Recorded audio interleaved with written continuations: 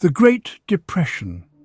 It was a catastrophic economic collapse, plunging millions into poverty and changing history. Factories fell silent, banks closed, and hunger haunted both cities and farms. The crisis forced a rethinking of government's role, leading to new policies and safety nets. The Great Depression remains a powerful lesson in resilience, caution, and recovery. The Great Depression was not just an American crisis, it cast a shadow across the globe. As the American economy collapsed, nations worldwide suffered, with trade vanishing and unemployment soaring. Protectionist policies like the Smoot-Hawley tariff only deepened the crisis, fracturing the world into isolated blocs. The Depression's global reach shaped international relations for decades, a stark reminder of our interconnected fate. To truly comprehend the fall, one must first understand the climb. The decade preceding the Great Depression, the Roaring Twenties, was a period of unprecedented economic growth and cultural dynamism in America. It was an age of jazz, flappers, and soaring skyscrapers. New technologies like the automobile and the radio were not just novelties. They were transforming the very fabric of daily life, creating new industries and a sense of boundless possibility. For many, it seemed as though a new era of permanent prosperity had dawned.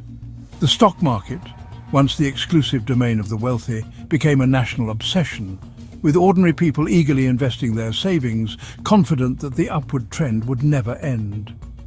However, beneath this glittering surface of optimism and wealth, deep and dangerous fault lines were forming. The prosperity of the 1920s was not evenly distributed. While corporate profits soared and the fortunes of the rich grew to astronomical heights, the wages of industrial workers and the incomes of farmers stagnated. This growing inequality created a fundamental weakness in the economy. The nation's productive capacity was expanding rapidly, but a large portion of the population lacked the purchasing power to buy all the goods being churned out by its factories. This imbalance between production and consumption was a ticking time bomb hidden in plain sight. Furthermore, the economic boom was built on a precarious foundation of credit. The buy now, pay later philosophy became a way of life. Consumers went into debt to purchase new cars, radios, and household appliances. More perilously, investors bought stocks on margin, borrowing huge sums of money to speculate on the market. This massive expansion of debt made the entire financial system incredibly fragile. It created a bubble where asset prices were inflated far beyond their true value. As long as confidence remained high and the market continued to rise, the system held together. But any shock, any wavering of belief, threatened to bring the entire house of cards crashing down. Therefore, the Great Depression was not an event that appeared out of nowhere. It was the culmination of underlying weaknesses that had been developing for years. The Roaring Twenties, for all its glamour and excitement, was an age of illusion. It masked the structural problems of income inequality, overproduction, and excessive speculation. The seeds of the economic collapse were sown during the years of the boom. The story of the Great Depression is a powerful reminder that periods of great prosperity can often hide the very vulnerabilities that will lead to their demise. The crash was not an accident. It was an inevitable reckoning. Don't forget to like and subscribe now. The 1920s dawned with optimism. America, victorious after World War I, embraced a new era of progress and comfort. The automobile, radio, and modern appliances transformed daily life, making the American dream about convenience and mobility. Mass advertising and credit fueled consumerism, but beneath the prosperity, debt quietly grew. The Roaring Twenties promised a brighter future, yet its foundation was more fragile than it seemed. The Roaring Twenties was a cultural explosion, a rebellion against old traditions. Jazz music, flappers and city life defined a new, liberated spirit. Skyscrapers rose, cinemas dazzled, and cities pulsed with energy. But this era of change also sparked deep divisions as rural and traditional America pushed back. The 1920s was a party, but not everyone felt invited. The prosperity of the 1920s was powered by American factories and mass production. Henry Ford's assembly line revolutionized industry, making cars and consumer goods affordable for millions. Corporate profits soared, but workers' wages lagged far behind, creating a dangerous economic imbalance. While cities thrived, rural America, especially farmers, suffered from falling prices and mounting debt. Beneath the glittering surface, the foundations of this new era were already showing cracks. The stock market became America's obsession, with everyone from factory workers to professionals chasing quick riches. Buying on margin let people gamble with borrowed money, fueling a speculative bubble. Stock prices soared far beyond real value, driven by blind faith that the boom would never end. The market's rise was built on debt and delusion, making it dangerously unstable. The stage was set for disaster. In October 1929, anxiety replaced confidence as the market grew volatile. Black Thursday unleashed panic selling, overwhelming the New York Stock Exchange. Bankers intervened to restore calm, but their efforts only offered a brief reprieve. The underlying weaknesses remained, and thousands of investors were wiped out. The first crack had appeared, worse was yet to come. The calm after Black Thursday quickly vanished as panic returned. Black Tuesday saw the market collapse completely. Fortunes disappeared in hours. Margin calls ruined investors, and the optimism of the Roaring Twenties evaporated overnight. The crash continued for months, destroying savings and hope. The Great Depression had begun. The crash triggered a chain reaction. Wealth vanished, spending stopped, and businesses collapsed. Unemployment soared as factories shut down and banks failed, wiping out life savings. Bank runs and a credit freeze deepened the crisis. The economic engine stalled, dragging the entire nation into depression. The dominoes had fallen. America faced its darkest economic hour. The Great Depression wasn't just triggered by the 1929 crash. Deep inequality, a fragile banking system, and poor government decisions all played a role. When the crash hit, these weaknesses turned crisis into catastrophe, destroying savings, choking off credit, and collapsing trade. The lesson: prosperity built on a weak foundation can vanish with shocking speed. The economic collapse brought a catastrophic rise in unemployment. Factories closed, businesses failed, and joblessness haunted every corner of America. By 1933, nearly 1 in 4 Americans was out of work. In cities like Toledo and Cleveland, unemployment soared to 80%. For many, the loss of work was a crushing blow, financially and psychologically. No profession was untouched. The crisis shattered the American dream. The nation's labor market disintegrated, leaving millions with little to do and even less to hope for. With savings wiped out and jobs vanished, millions faced daily hunger and uncertainty. Bread lines and soup kitchens became lifelines for families as mothers stretched meager resources and children suffered malnutrition. Private charities tried to help, but the need was overwhelming. The struggle for survival left a lasting scar, forging a generation marked by caution, resilience, and a deep fear of poverty. As the Great Depression gripped America, a devastating environmental disaster struck the Great Plains. Decades of over-farming and drought turned fertile land into dust. Winds whipped up black blizzards, burying towns and farms. Dust choked the air, causing deadly dust pneumonia. Many families, defeated by both nature and economy, were forced to abandon their homes. The Dust Bowl triggered a mass migration, forever changing the American landscape. As unemployment soared and savings vanished, millions lost their homes. Evictions and foreclosures swept the nation, forcing families onto the streets. Shantytowns called Hoovervilles sprang up, stark symbols of despair. Many became wanderers, searching for work, their lives uprooted. The loss of home shattered families and communities, leaving a lasting mark on the American landscape. The Great Depression left a deep psychological scar on a generation. Years of hardship bred caution, frugality, and mistrust of banks. People learned to rely on family and neighbours, forging strong bonds to survive. The trauma shaped values, politics, and a legacy of resilience and fear. Even as times improved, the memory of breadlines and loss never truly faded. This era changed America forever. In the face of crisis, the nation looked to President Herbert Hoover. Known for his humanitarian work, Hoover believed in rugged individualism and resisted direct federal aid. He urged optimism and voluntary action, but as breadlines grew and factories closed, his reassurances rang hollow. Hoover's limited response, symbolized by Hoovervilles, left millions suffering and sealed his political fate. In 1932, America was desperate for hope. Into this crisis stepped Franklin D. Roosevelt, promising a New Deal. FDR's optimism and bold action inspired the nation. His first move, closing banks to stop panic, then reassuring Americans through his fireside chats.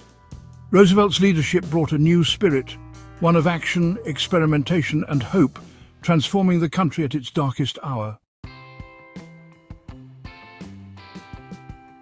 The New Deal was a sweeping set of programs for relief, recovery, and reform.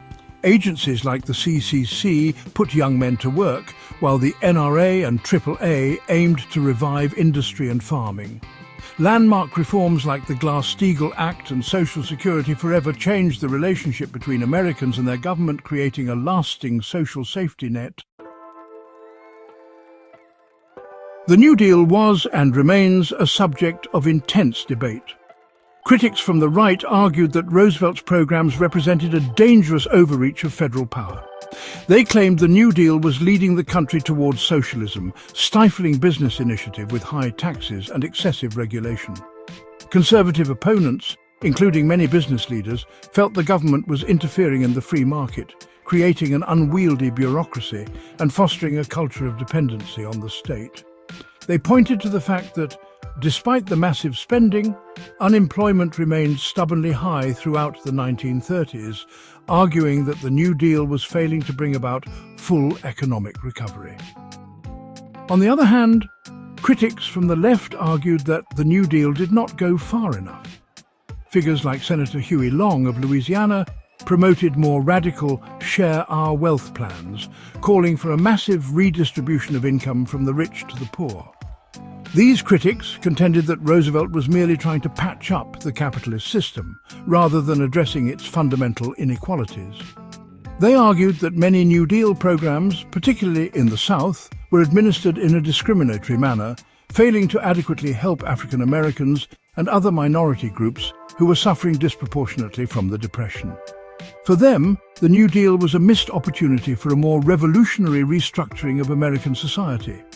In the end, the New Deal did not single-handedly end the Great Depression. While its programs provided essential relief to millions and stopped the downward economic spiral, the unemployment rate did not return to pre-crash levels until the massive government spending and industrial mobilization for World War II began. The war, not the New Deal, was what ultimately put everyone back to work and brought the era of hard times to a definitive close. However, to judge the New Deal solely on its ability to end the Depression is to miss its most profound and lasting significance. Its true legacy lies in the reforms that reshaped American government and society. The New Deal fundamentally transformed the role of the federal government. It established a precedent for government intervention in the economy and created a social safety net that has become a cornerstone of modern American life. Programs like Social Security, the FDIC and the SEC continue to provide stability and security to millions. It restored a sense of hope and faith in democracy at a time when other nations were turning to authoritarianism. While its effectiveness as a recovery tool is debatable, its impact as a reform movement is undeniable. The New Deal may not have ended the Great Depression, but it saved the country from complete collapse and built a new framework for American capitalism that was more regulated, more stable, and more humane. By the late 1930s, the American economy was still struggling. The New Deal had helped, but true recovery remained elusive. Then, World War II changed everything. As the US mobilized for war, factories roared to life, unemployment vanished, and the economy surged. Millions, including women, joined the workforce. The war effort, though born of tragedy, finally ended the Great Depression. As the Second World War drew to a close, a deep anxiety settled over America. Many feared that with the end of massive government war spending, the nation would slip back into a deep depression. The memory of the 1930s was still fresh, and the prospect of returning to breadlines and mass unemployment was terrifying. However, these fears proved to be unfounded. Instead of a new collapse, the United States entered a period of sustained economic growth and prosperity that would last for nearly 3 decades. This post-war boom was not an accident. It was the result of a unique combination of factors, including pent-up consumer demand, government policy, and America's new dominant position in the world. During the war years, Americans had worked hard and earned good wages, but there had been very little to buy.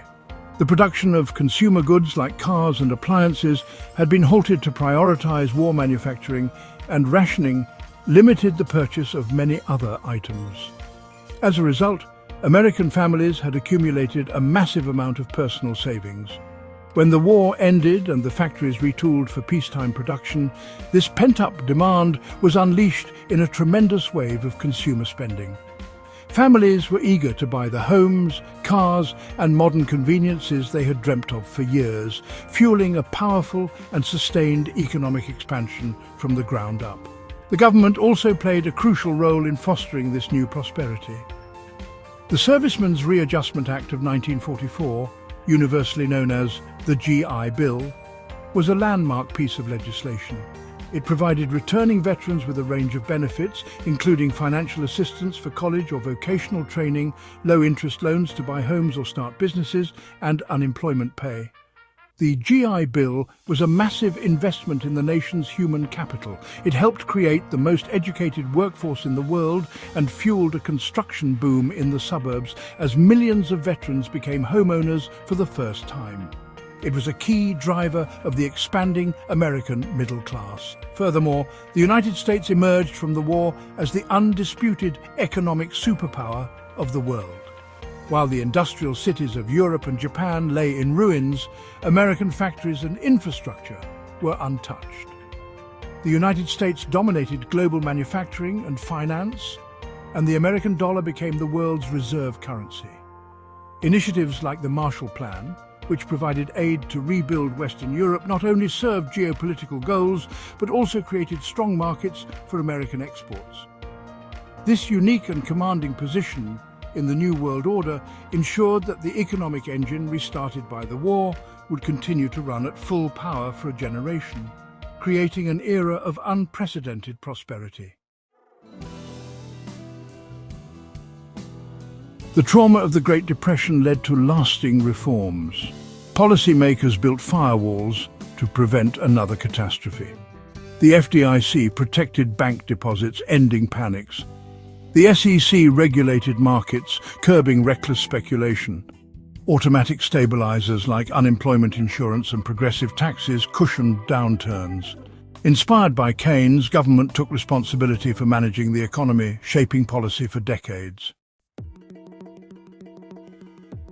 The Great Depression shattered the old belief in rugged individualism, forging a new American social contract. The Social Security Act of 1935 became its centerpiece, promising economic security for all. Private benefits like health insurance and pensions soon followed, creating an age of security. The legacy of the 1930s endures, a new social contract that shaped America for generations. The Great Depression was a crucible that forged modern America, teaching us the cost of unchecked markets and the power of collective action. It revealed our shared vulnerability and the need for government to protect the most vulnerable. The New Deal showed that decisive intervention can safeguard freedom and stability. And globally, the Depression proved that isolation and protectionism only deepen crisis. Cooperation is essential for prosperity. While we may feel secure compared to the 1930s, our modern economy faces new fragilities, complex financial instruments, rapid global connections, and rising inequality. A crisis can now spread worldwide in minutes. Wealth concentration and record debt levels create a shaky foundation. One shock could trigger a chain reaction, reminding us that fragility takes new forms. In the coming decades, new economic collapse could be triggered by geopolitical tensions, climate disasters, rapid automation, or a devastating pandemic. Financial warfare and sanctions could destabilize markets. Extreme weather events threaten supply chains and key industries. Automation risks mass unemployment, and a severe pandemic could paralyze the global economy. Over decades, the defenses built after the last great collapse, regulations, social safety nets, and public trust have steadily eroded. Deregulation, weakened unions, and political gridlock have left us vulnerable. Trust in institutions is at a historic low, making it harder to respond to crisis. Without unity and trust, our ability to weather the next downturn is dangerously thin. The Great Depression teaches us that prosperity is fragile and history's lessons matter. Ignoring economic fundamentals invites crisis. We must strengthen our financial safeguards, support social safety nets, and address inequality. In our interconnected world, no crisis is purely domestic. The future is shaped by our choices. Will we learn from the past or repeat its mistakes? The decision is ours. Like and subscribe now.